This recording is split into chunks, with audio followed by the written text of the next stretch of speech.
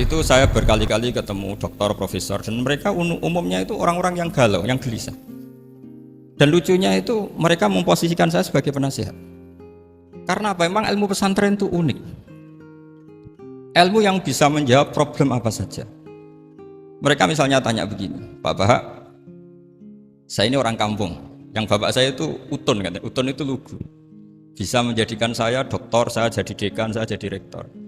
Tapi setelah di kota, dengan sekian ilmu yang saya pelajari dari Eropa, dari Amerika, sekedar anak saya tidak narkoba itu sudah susah. Kok ranking? Nggak dengar anak saya ditangkap BNN itu sudah seneng saya. Artinya apa? Dia sadar ternyata kearifan lokal yang dididik para kiai menjadikan anak-anaknya jadi profesor, jadi dokter.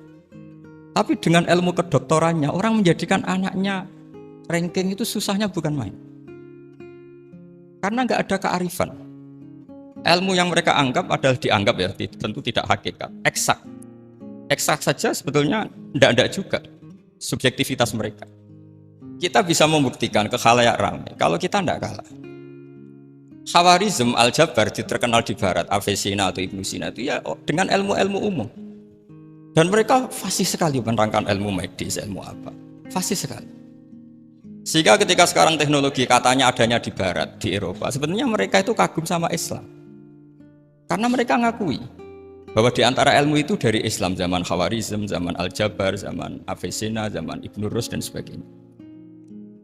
Saya beri sekian contoh dan ini saya bilang tanyakan ke orang kafir yang paling inat, paling lajeb di dunia. Tanyakan ayat ini, pasti artinya seperti ini.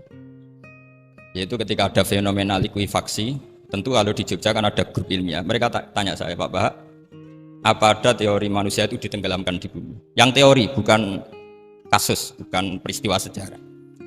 Kalau peristiwa sejarah kan ada korun. Saya ditanya gitu terus saya jawab, Aamin tuman fis sama ayakhsifa bikumul ardo fa idza hiya tamur. Apa kamu merasa aman di dunia sementara pengendali langit, man fis sama itu pengendali langit? Ya siapa saja, bisa malaikat atau bisa Allah, man sing kudratu fis sama, itu ahli tafsir beda pendapat. Yang nggak beda, yang nggak pernah nafsiri gitu. Jadi yang nggak beda karena nggak pernah nafsiri. Ayakhsifa bikumul ardo, bahwa bumi ini bisa ditenggelamkan. Faidah ya tamur, ya memang bumi itu bisa meleleh. Terus saya memberi sekian argumentasi. Kalau kamu katakan justifikasi ilmiah karena kadung Islam dan kadung pegangan Quran, mungkin Anda akan bilang saya ini justifikasi, nyari pembenaran secara syariah.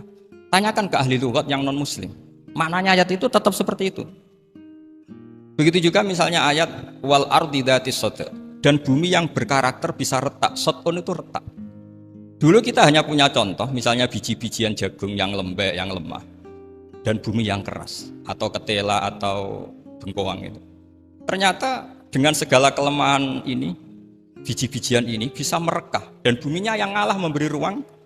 Dulu ulama hanya nyontohkan tadi, misalnya kalkhinto apa saja yang bisa bumi mengalah dengan proses tumbuhnya tanam.